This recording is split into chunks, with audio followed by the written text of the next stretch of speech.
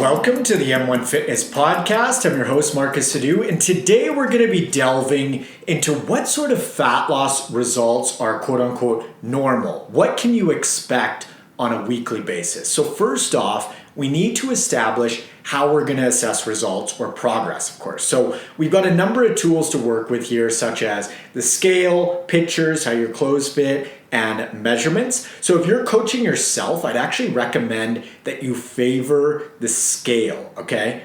Reason being is, it is what it is. And things like pictures are hard to assess when you're evaluating yourself because it's just really tough to be objective. My clients tell me all the time that they don't see changes in their own pictures, but man, do I see them. Now, to be fair, I assess clients' photos all day long. It's literally my job, so I've had a lot of practice, but it's just hard to be objective when you're evaluating your own body versus someone else's, especially when it's on a weekly basis, meaning the time frame is small. The smaller the time frame, the harder the assessment. So it's easier to see potential changes over the course of a month than it is a week when it comes to pics, for example.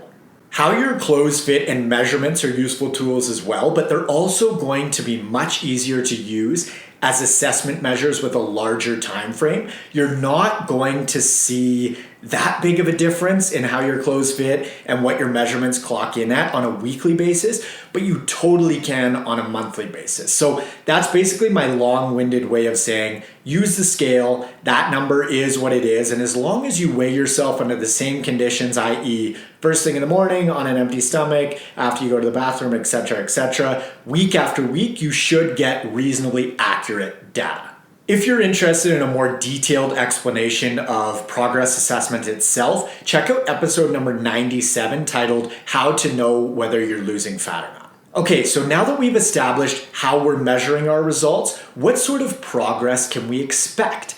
This part may seem fairly obvious, but I think sometimes it's easy to lose sight of. Your progress is going to be a perfect reflection of your adherence to your nutrition, movement, sleep, and stress management, okay? These are the 4 pillars I focus on with my clients because they're the most important inputs. So the more effort you put in and the more consistent you are with those efforts, the better your results are gonna be. Shocker, right? Now, I know folks like specifics, so as a super general rule, losing about 1 to 2% of your total body weight per week is a really solid rate of loss. 1% being on the more conservative end of things and 2% being on the more aggressive side of things.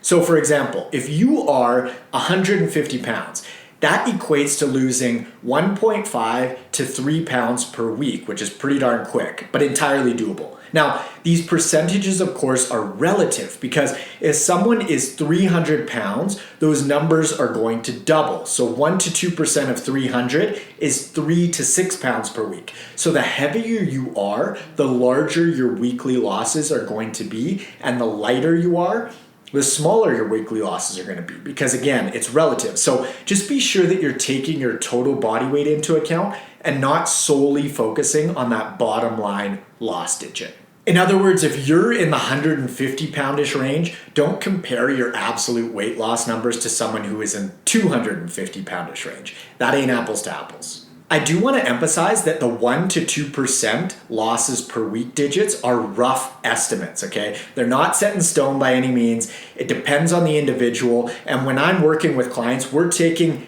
everything into account when assessing progress. Like, how fast do they want to lose? What's realistic? How is their lifestyle set up? What does their sleep look like? How are their movement patterns, work schedule, family commitments? You get the idea. All of this stuff factors in as far as what route we ultimately take and what sort of progress we are shooting for on a weekly and monthly basis.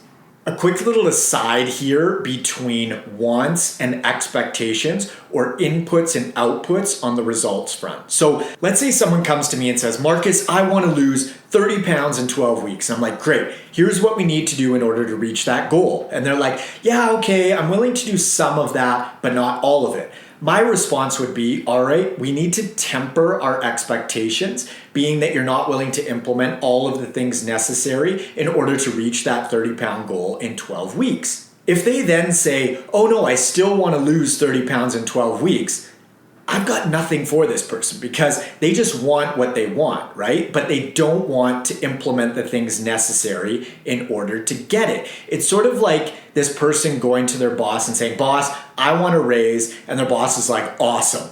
I've been waiting for you to take on more responsibility and move up the chain of command. You're gonna need to take on 2 more projects and work an extra 10 hours per week. And they're like, yeah, no, I just want the raise. I don't want to take on any more responsibility or work. Their boss is just going to laugh them out of their office, right? Because we're all well aware that if we want more compensation, we need to ramp up contribution. And the same goes for fat loss. If you want a better result, you need to do what it takes in order to achieve that result. So this is why I mentioned that your progress is going to be a perfect reflection of your adherence and your consistency to your program, or in other words, the inputs. If faster results are important to you, you're going to need to apply more effort. But if you're okay with slower results, then inputs don't need to be as effortful. And then of course, if you're not getting results at all, you're not doing anything differently, just because if the results aren't showing up, by definition, nothing has changed on the input front. Now, I'll use myself as an example. I've been going through an extended fat loss phase over the course of the last while, and I've been in no rush at all. So I've lost less than 1% of my body weight on average per week. But that's okay with me because I haven't wanted to make certain sacrifices in order to get faster results. But if I wanted faster results, of course, I'd need to put more in on the front end.